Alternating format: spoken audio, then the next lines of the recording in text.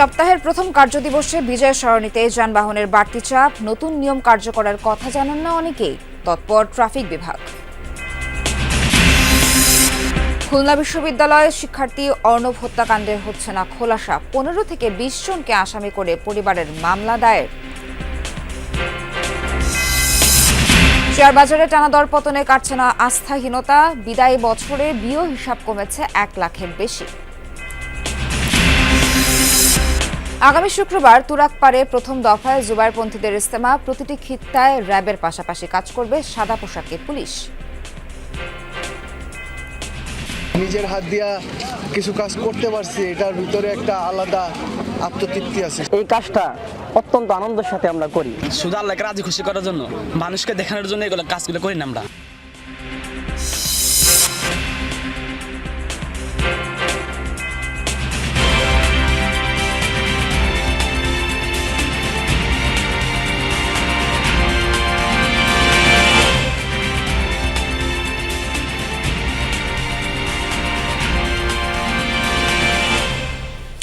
আমন্ত্রণ সবাইকে যমুনা নিউজে। আমি সোহারা আছি আপনার সাথে। এতক্ষণ শিরোনাম দেখছিলেন, বিস্তারিত খবরে যাব।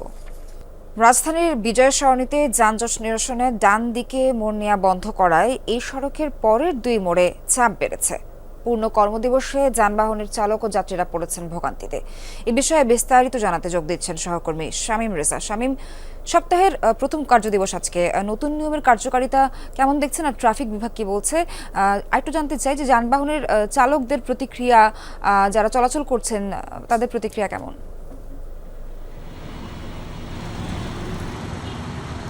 হ্যাঁ সোহার, আসলে নতুন যে ট্রাফিক সিস্টেম, নতুন যে ব্যবস্থা, আসলে কার্যক্রম যে তারা শুরু করেছে, এই পদ্ধতিটা আসলে এখন অফিস টাইম পুরোপুরি শুরু হয়ে গেছে। সকাল 9টা থেকে আসলে সড়কে ইতিমধ্যেই চাপ বেড়েছে।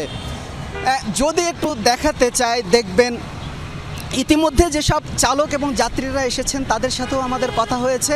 তারাও বলছেন আসলে আগে যে বিজয় সরণি পার হতে তাদের 10 থেকে 15 মিনিট লাগতো, এখন তাদের সেই সময়টা আরও কিছুটা সময় বৃদ্ধি পেয়েছে। কেউ বলছেন আগের চেয়ে আরও 15 মিনিট 20 মিনিট এমন বৃদ্ধি পেয়েছে। তবে ইতিমধ্যে জাহাঙ্গীর গেট থেকে শুরু করে বিজয় সরণি পর্যন্ত গাড়ির চাপ বেড়ে গেছে।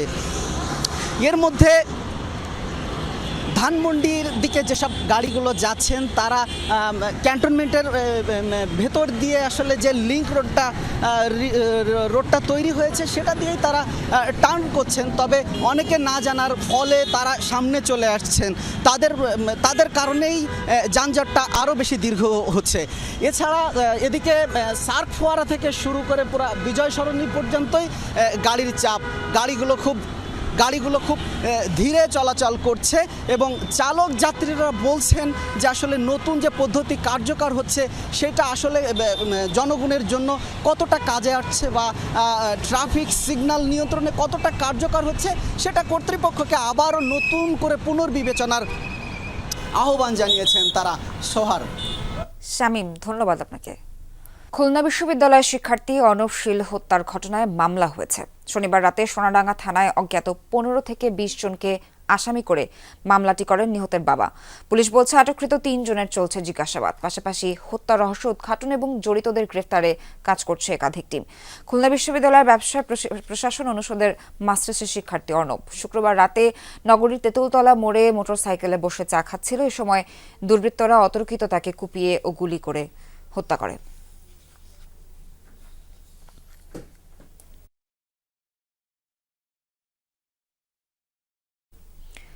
আব্দুল্লাহ আহমেদ জুলাই অভ্যুত্থানের সম্মুখ সারির এক যোদ্ধা। আন্দোলনে পুলিশের গাড়ির নিচে পা চাপা পড়ে ভেঙে গেছে সেনাবাহিনীতে যোগ দেওয়ার স্বপ্ন। তাও থেমে নেই আব্দুল্লাহ। নিজেকে গড়ছেন দেশের জন্য, হতে চান ইঞ্জিনিয়ার। হাসপাতালের বিছানায় বসে করছেন লেখাপড়া। তবে দরকার একজন শিক্ষকের। সে প্রয়োজন জানিয়ে সামাজিক যোগাযোগ মাধ্যমে দিয়েছেন পোস্ট। বিস্তারিত জানাচ্ছেন লামিয়া তিথি, ক্যামেরায় ছিলেন শাফিন বাবু। বলা হয় মানুষ তার স্বপ্নের সমান বড়, কিন্তু পুলিশের গাড়ি চাপায় খোঁড়া হয়ে গেছে আব্দুল্লাহ আহমেদের স্বপ্ন।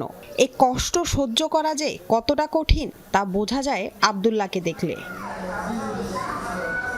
আব্দুল্লাহ চেয়েছিলেন কাজ করবেন দেশের জন্য, যোগ দেবে সেনাবাহিনীতে। সে স্বপ্ন ছোঁয়ার প্রস্তুতি চলছিল বেশ ভালোভাবেই। কিন্তু গণ অভ্যুত্থানের একদম শেষ দিকে 4 আগস্ট ইসিবি চত্বরে পুলিশের গাড়ির চাপায় ডান পায়ে গুরুতর আঘাত পায় আব্দুল্লাহ, যার জেরে নিজেকে খুঁড়িয়ে চলতে হবে বাকিটা জীবন। তবুও নেই আফসোস, কেননা নিজের ইচ্ছে বিসর্জন দিতে হলো এখন দেখতে পাচ্ছে নতুন এক দেশ গড়ার স্বপ্ন। ছাত্রলীগের কয়েকজন স্টুডেন্টের উপর হামলা করে, তো স্টুডেন্টরা ট্রিগার্ড হয়ে পাল্টা আক্রমণ যখন করে তখন পুলিশের যে গাড়িগুলো ছিল ওগুলো ফুল স্পিডে রিভার্সে নেয়। তো আমি যখন দেখতেছি যে গাড়িটা পিছনে আসতেছে, আমি সত্যি গিয়ে পড়ে গেছি এবং পুলিশের গাড়িটা আমার পায়ের মধ্যে উঠে দেয়।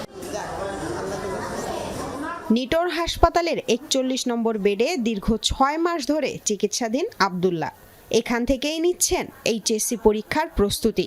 ভালো রেজাল্টের জন্য চান একজন শিক্ষক যিনি হাসপাতালে গিয়েই পড়াবেন। সেজন্যই পোস্ট দিয়েছেন ফেসবুকে। আমার ছোটবেলা থেকে স্বপ্ন ছিল যে আমি আর্মি অফিসার হব, কিন্তু এটার পর তো আর পসিবল না। সো আপাতত ইচ্ছা আছে যে ইঞ্জিনিয়ারিংয়ের দিকে যাবো। আমার এইটার কারণে কোনো বোঝা হয়ে থাকুক বা কোনো গ্যাপ হয়ে থাকুক, আমি চাই যে পড়াশোনা চালিয়ে যেতে। কারণ পড়াশোনা ছাড়া কোনো ওয়ে নেই। যেহেতু আমি 5-6 মাস ধরে কোনো কোচিং বা কোনো প্রাইভেট পড়তে পারতেছি না, তো আমি একটা অ্যাডভার্টাইজমেন্ট দিয়েছিলাম যে আমাকে টিউশনি করানোর জন্য কাউকে লাগবে, যে আমাকে এখানে এসে পড়িয়ে দিয়ে যাবে বা এখানে এসে টিউশনি দিয়ে যাবে। ছোটবেলা থেকেই ছেলের মনে সেনাবাহিনীতে যোগ দেওয়ার স্বপ্ন বুনে দিয়েছিলেন বিলকিস আক্তার। গণ অভ্যুত্থানের উত্তাল সময়েও সে কথা বারবার ছেলেকে মনে করিয়ে দিতেন মা। ছোটবেলা থেকে স্বপ্ন দেখছি যে ওকে আর্মি অফিসার বানাবো, এবং আমাদের স্বপ্নটা ও লালন করছে। ও যখন দেখে যে ওর পা এরকম হয়ে গেছে, ও নাকি পা ধরে পা টানতেছে, চিৎকার করে বলতেছে যে আমার পা কি হয়েছে, আমার পা কি হয়েছে, আমার পা কিচ্ছু হওয়া যাবে না, কেননা আমাকে আর্মি অফিসার হইতে হবে। ও যখন আন্দোলনে প্রথম যায় তখনও বলছি যে বাবা, তুমি জানো আমাদের স্বপ্নটা কি, তুমি আর যাই হও তুমি কিন্তু আহত হও না, তুমি নিজেরে সেফ রেখো। ভাবতেছি যে না, ওর যেমন সুস্থটা প্রয়োজন তেমন ভবিষ্যতের জন্য পড়াশোনাটা প্রয়োজন। এই জন্য আমাদের আসলে একটা টিচার হলে এখানে ভালো হতো, যদি এখানে অন্তত 1 ঘন্টা সময় দিত। মন ভাঙলেও ছেলের নতুন যুদ্ধে সারথি হয়েছেন মা। বিশ্বাস করতে চান লেখাপড়া শিখে একদিন মানুষের মতো মানুষ হবে আব্দুল্লাহ। লামিয়া তিথি, যমুনা নিউজ, ঢাকা। শীতলক্ষ্যা নদীর তীরে অবৈধ স্থাপনা উচ্ছেদে অভিযান পরিচালনা করবে বিআরডব্লিউটিএ। এই বিষয়ে আরো জানাতে নরসিংদী ঘোড়াশালায় আছেন সহকর্মী আশিক মাহমুদ। যাচ্ছে আশিকের কাছে। আশিক, উচ্ছেদ অভিযান কি শুরু হয়েছে এর মধ্যে, আর সেখানে আনুমানিক কতগুলো অবৈধ স্থাপনা রয়েছে জানতে পারলেন কিনা?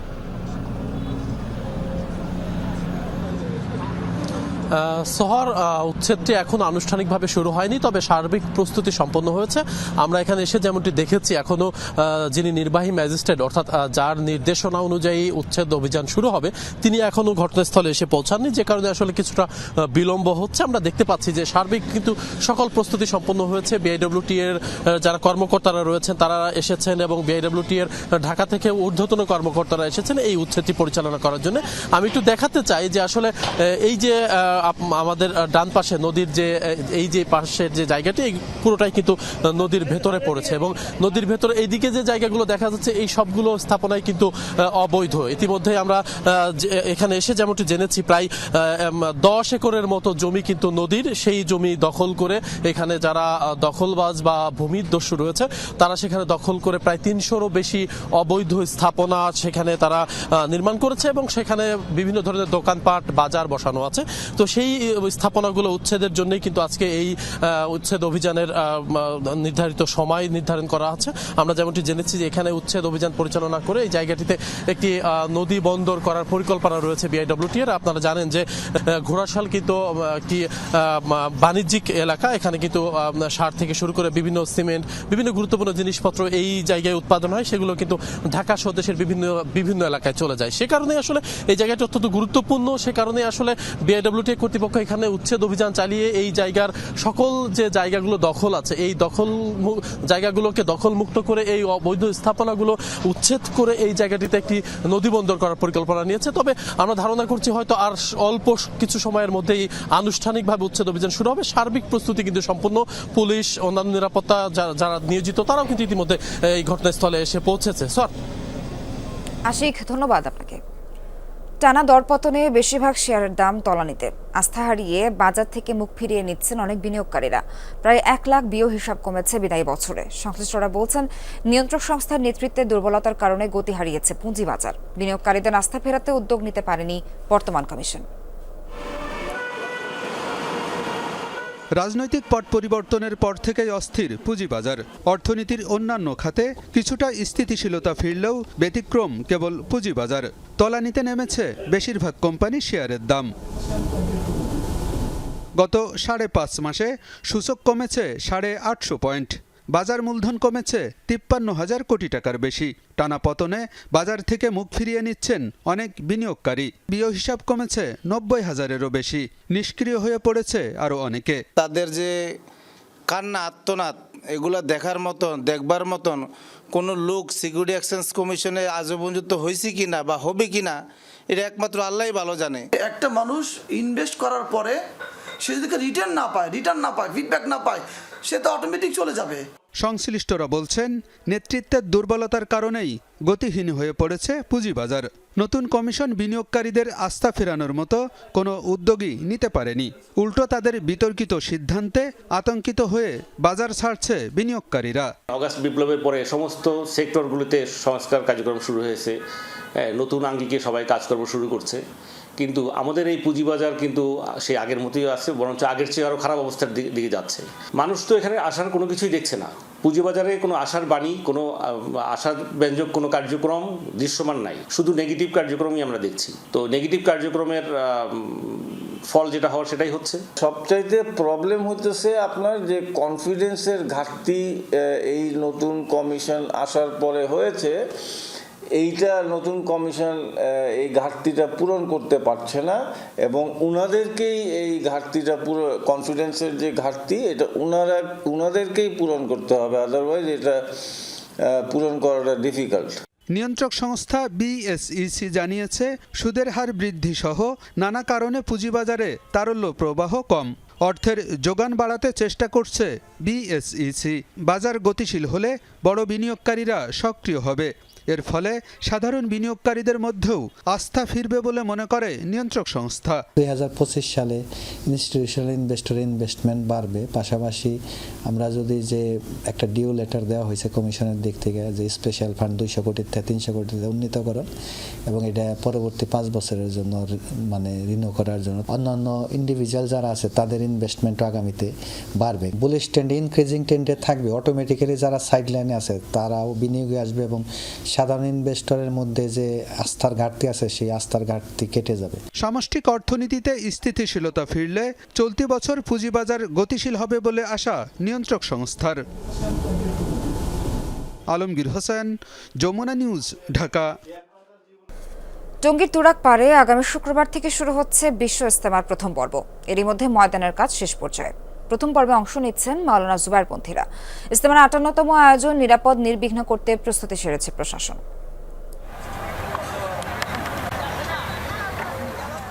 শুক্রবার ফজরের নামাজের পর আম বয়ানের মধ্য দিয়ে আনুষ্ঠানিকভাবে শুরু হবে মুসলিম উম্মার অন্যতম বড় জমায়েত বিশ্ব ইজতেমার প্রথম পর্ব।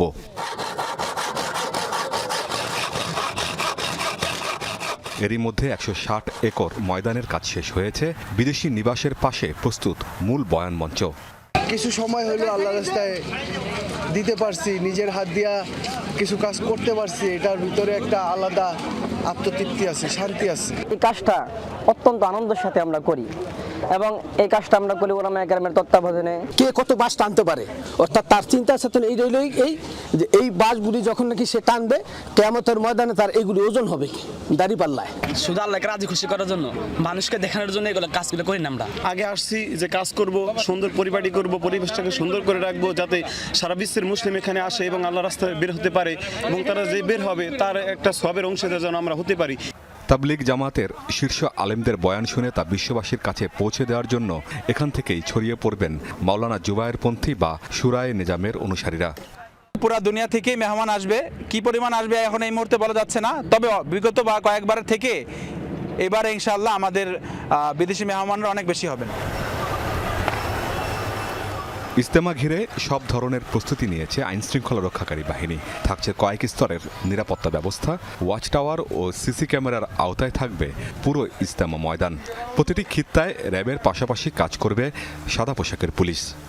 অন্যান্য যেসব ফেসিলিটিস আছে সেগুলো আমরা এনশিওর করছি। অবৈধ উচ্ছেদের কিছু বিষয় আছে ইজতেমা মাঠের আশেপাশে, আপনারা জানেন যে বেশ কিছু টেম্পোরারি স্থাপনা আছে, যার যার অংশটা ঠিকমতোই আসলে এগোচ্ছে। আমরা আশা করছি যে আমরা সুন্দরভাবে ইজতেমার কার্যক্রমটি সম্পন্ন করতে পারব। প্রথম পর্বের আখেরি মোনাজাত হবে 2 ফেব্রুয়ারি। আমিন বাবু, যমুনা নিউজ।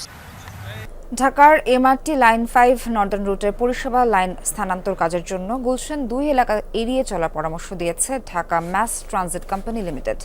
এই বিষয়ে আরও জানাতে গুলশান থেকে যোগ দিচ্ছেন সহকর্মী আলামিন হক অহন। যাচ্ছি অহনের কাছে।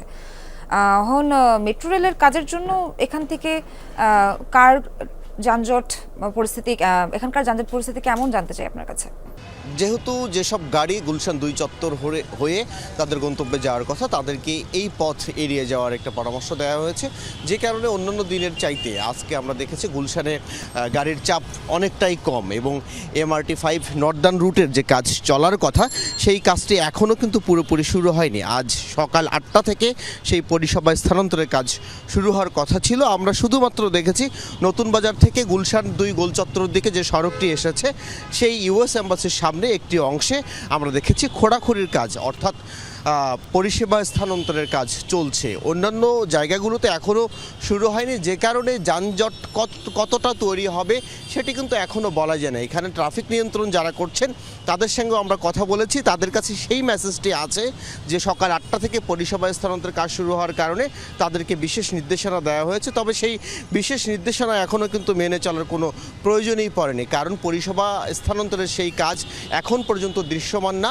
যে কারণে গুলশান 2 চত্বরের স্বাভাবিক যে অবস্থা অন্যান্য সময় আমরা দেখেছি সেই স্বাভাবিক অবস্থা এখনও আমরা দেখছি, যে কারণেই পরিষেবা স্থানান্তরের কারণে এই অঞ্চলে কী পরিমাণ যানজট তৈরি হয়, কী পরিমাণ অবস্থা তৈরি হয় সেটি কিন্তু এখনও বোঝা যাচ্ছে না।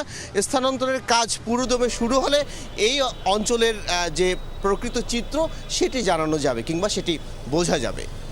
অহন জানাচ্ছিলেন এখন পর্যন্ত গুলশানের পরিস্থিতি স্বাভাবিক এবং তেমন কোনো যানজট নেই। ধন্যবাদ আপনাকে সবশেষ তথ্য দেওয়ার জন্য। বিশ্ব স্বাস্থ্য সংস্থায় সাইমা ওয়াজেদ পুতুলের নিয়োগ বিতর্ক নিয়ে প্রতিবেদন প্রকাশ করেছে চিকিৎসা বিজ্ঞান বিষয়ক জার্নাল দি ল্যান্সেট। তাদের প্রতিবেদনে দুর্নীতির মাধ্যমে সাইমা ওয়াজেদের পদ অর্জনের অভিযোগে দুদকের তদন্তের বিষয়টি উঠে এসেছে।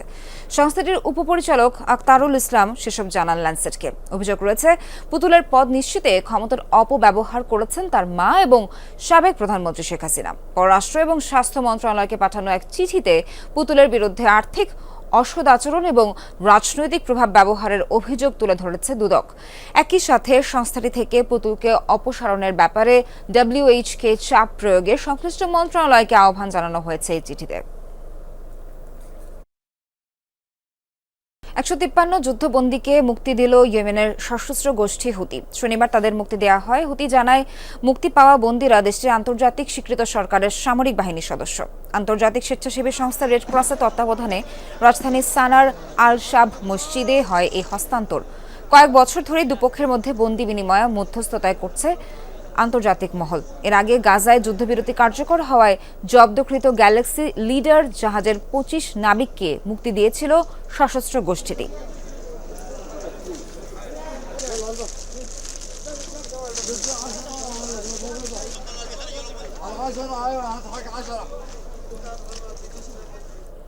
যুক্তরাষ্ট্রের স্বরাষ্ট্রমন্ত্রী পদে নিশ্চিত হল ডোনাল্ড ট্রাম্প মনোনীত ক্রিস্টি নোয়েমের নাম। শনিবার সিনেটে ভোটাভুটির পর নিয়োগ পান তিনি।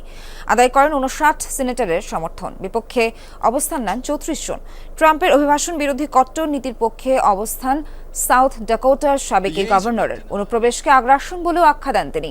এখন থেকে 2,60,000 কর্মীর মার্কিন স্বরাষ্ট্র বিভাগের নেতৃত্ব দেবেন ক্রিস্টি। দায়িত্বের আওতায় থাকবে সীমান্ত নিরাপত্তা, বৈধ অভিবাসন, জরুরি বিভাগ, সাইবার নিরাপত্তা, কোস্ট গার্ড ও secret service. Oversight responsibilities and even help us get answers to